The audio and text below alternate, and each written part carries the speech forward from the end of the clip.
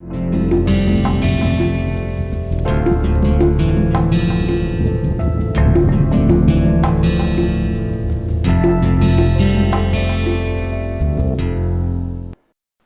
back to the lecture series in animal physiology. So, we are into the 5th lecture of the 11th week. So, we ended up at turbulence, right. If you remember, I told you that if the surface becomes uneven, if the flow all of a sudden changes its rate, there is a higher flow and on an uneven surface, this may lead to very unusual motion of the blood at vessels, and that may lead to hemorrhage, that may lead to rupture of the vessels. Several complications may arise due to that process. So, from there, from the turbulence, that is where we stopped. So, once again, give me a second. Okay. Now, let me continue here with our week 11, lecture 5, W11 L5. Okay. So, now continuing upon it, our next definition which is important will be vascular resistance.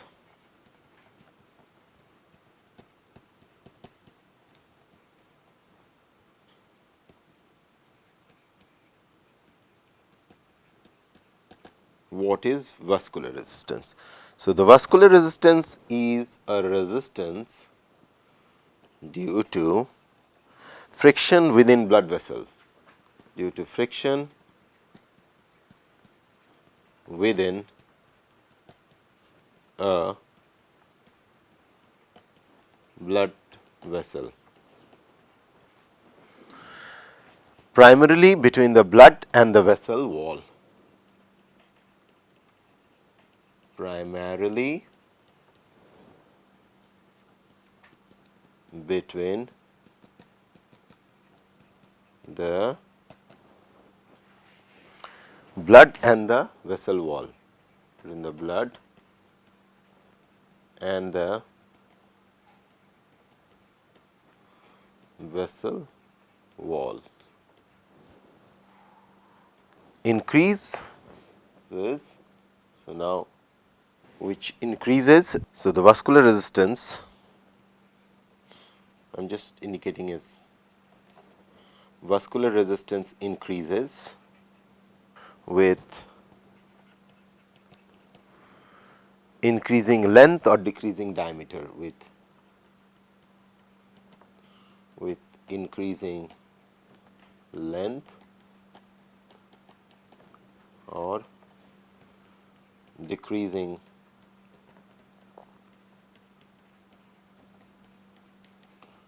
diameter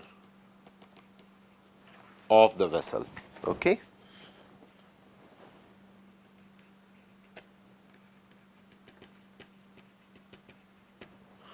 Now, vessel length is constant, but the vessel diameter can change.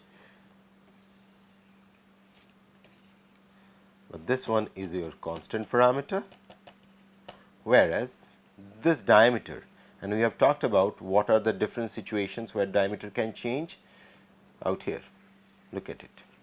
So, if this is the original diameter, so because of the deposition which is happening on the surface, some form of deposition like this,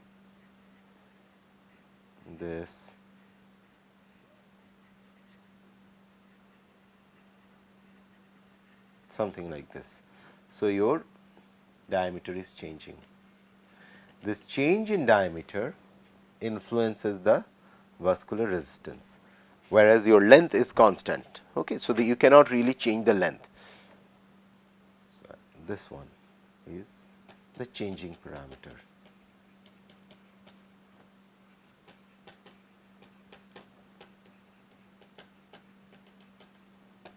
Okay. And this one is a constant parameter. So, keep these in mind. We may have values, we may have, but then you are the best judge to understand that which parameter can be changed and which parameter cannot be changed. Okay. So, now we have few more definitions to deal with. Should be dealing, just let me add few more pages into it. Coming back to the next definition, which is your venous pressure. The pressure in the veins. We talked about arterial pressure, now we will talk about the venous pressure.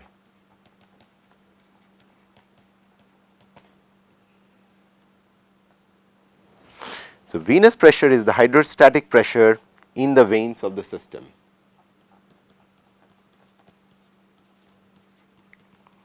Hydrostatic pressure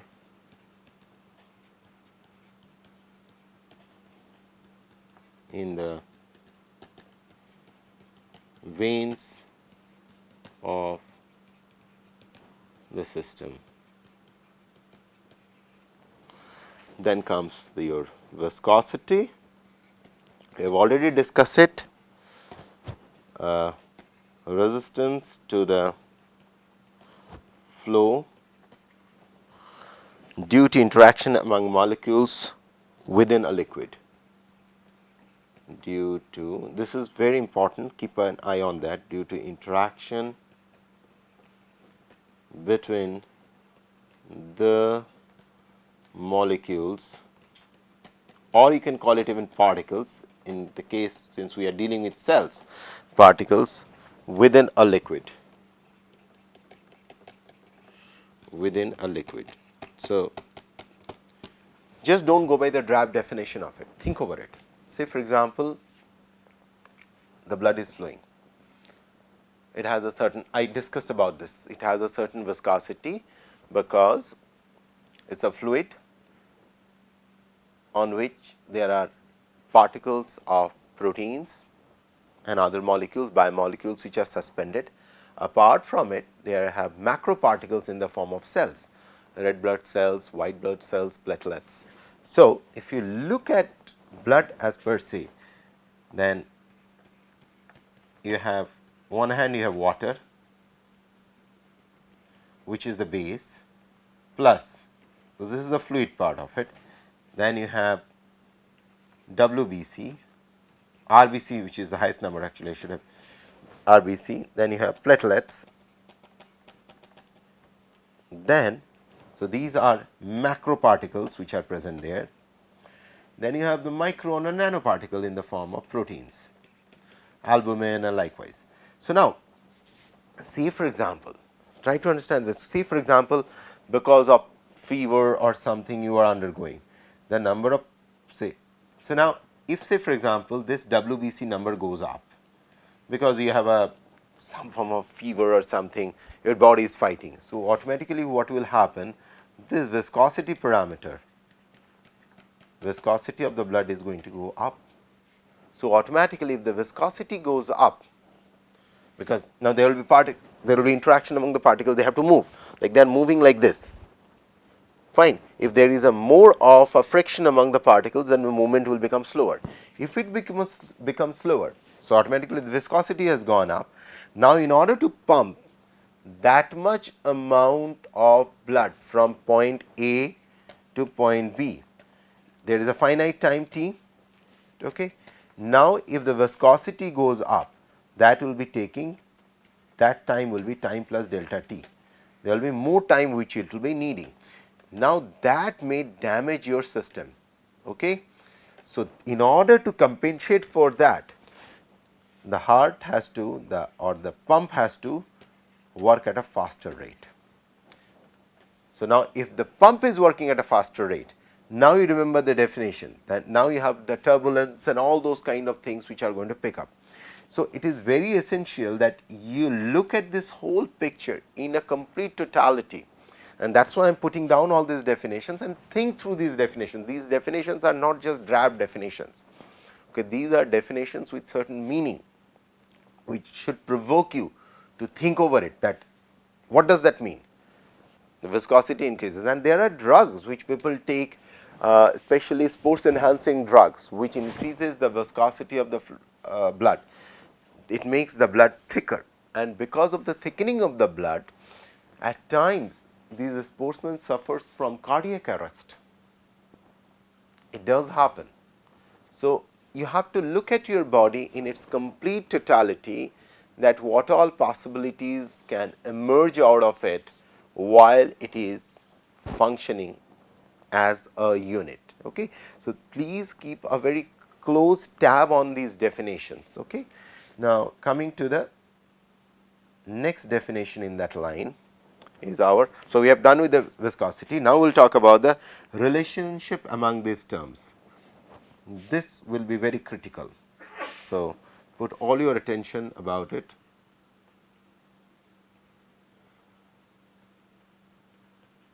Relationship among these terms. Okay. So, the force is directly proportional to the pressure difference, that we know. If the higher pressure, it will move from higher to lower pressure. So, automatically at a higher pressure, the force will be more. Relation 1. So, which is, sorry, mistake. So, basically your flow in this case is proportional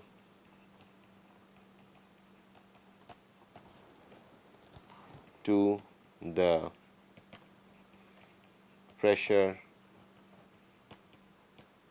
gradient from higher to lower pressure. Now, next relation, flow is proportional to 1 upon R, which means flow is inversely proportional to resistance.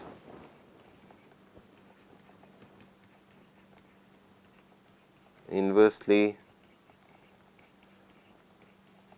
proportional to resistance. 3. Flow delta P upon R. That means flow is directly proportional to pressure gradient and inversely proportional to resistance. If you add these two, okay, this is what you are getting.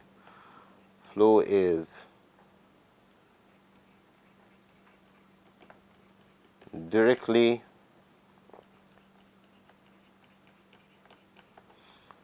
proportional to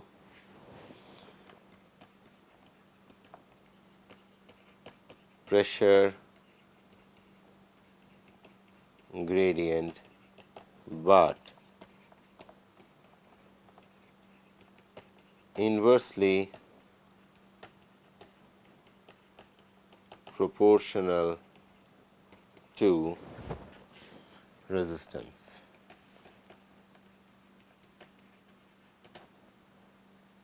Next, flow has a relation with Vp/PR. Flow is directly proportional to blood pressure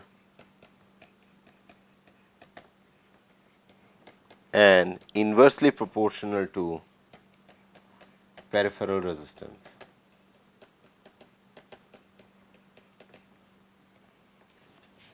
Similarly, the last of this relation is resistance is,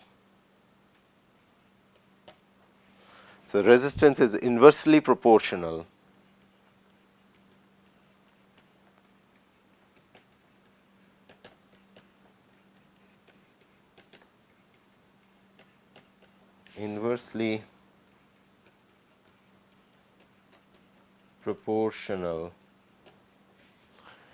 to the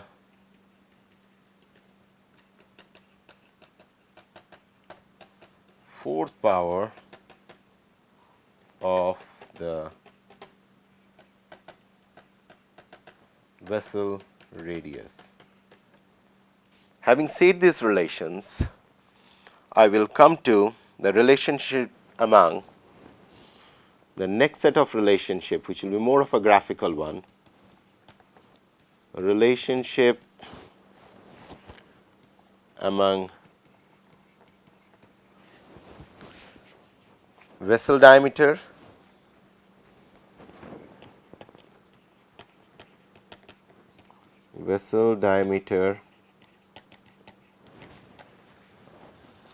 cross sectional area,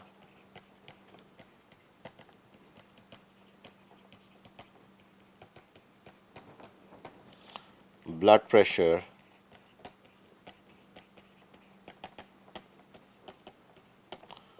and blood velocity. Let's draw the relations. The first relation we are talking about is vessel diameter.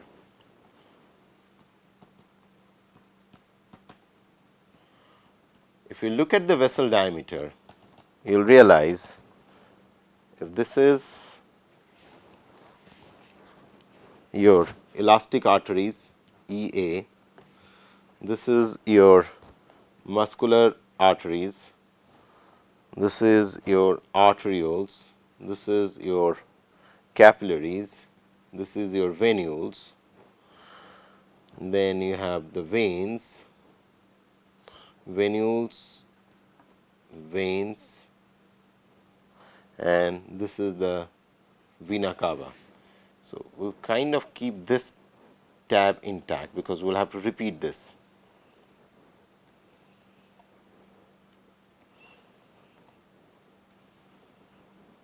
Okay.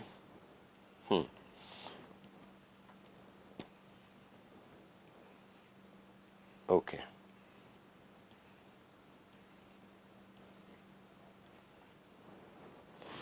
Okay. Now, if you see in terms of the vessel diameter, so the vessel diameter is the way it changes. So, these are in centimeters, okay. Vessel diameter, so approximately 2.5 centimeter where iota is. Iota is around, this is around 2.5, okay. So, this is, if this is 2.5, this is say 1, 2, 1, 2, 3, this is the 2.5. So, the way vessel diameter changes is as it goes down, comes to the arteriole, capillaries, and then the vessel diameter from here increases very sharply and goes up like this. So, you are realizing the vessel diameter changes in a big way out here. This is the comparison you have to kind of engraved in your brain.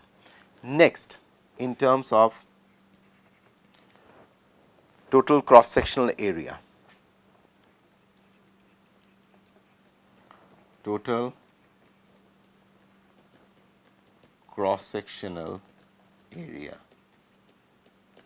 If you look at the total cross sectional area, so the cross sectional area is very interestingly varying. So, out here it is perfectly fine, and from here it started to increase and it becomes maximum at the capillaries, and then it starts to fall down.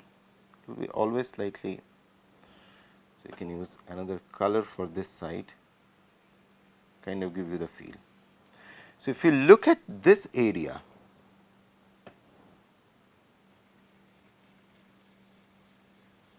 this is the area where you have the maximum total cross sectional area, and if you look at the values in terms of the numbers, if you look at it, this will be around 5,000 centimeter square, okay. And out here possibly, so if this 5,000, you just 4,000, 3,000, 2,000, 1,000, 2, 3, 4, okay. So, this is the cross sectional area we talk about. Now, in terms of millimeter mercury, if you look at it, the way the pressure changes, so if this is 100, the way the pressure changes is something like this. This is the highest 100 millimeter mercury down, and by the time it reaches the capillaries,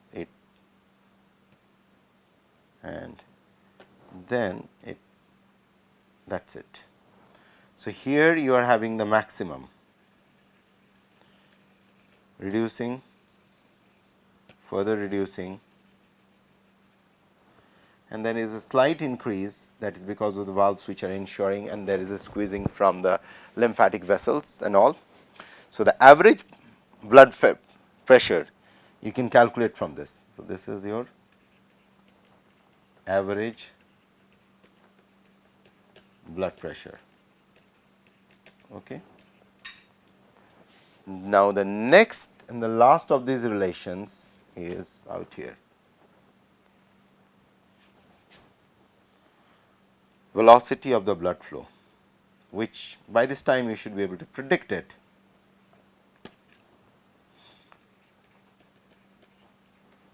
Velocity of the blood flow. So the velocity of the blood flow, kind of in terms of centimeter per second, if you look at it around, like, if I say this is 30, so 30 centimeter per second. So if this goes, so this will fall down like this, and there will be slight increase, but not a whole lot. So if you look at it, the maximum velocity, so if this is 7, this is 14, this is 21, this is 28, this is around 35. So if you look at it, is the velocity is maximum out here, it is reducing, is reducing, it's reducing, and then there is a slight increase out here. So this is the overall arterial blood pressure, and mean arterial pressure, which is called MAP, mean arterial pressure. Sometime in the books you will see it is called as MAP. Mean arterial pressure is equal to diastolic pressure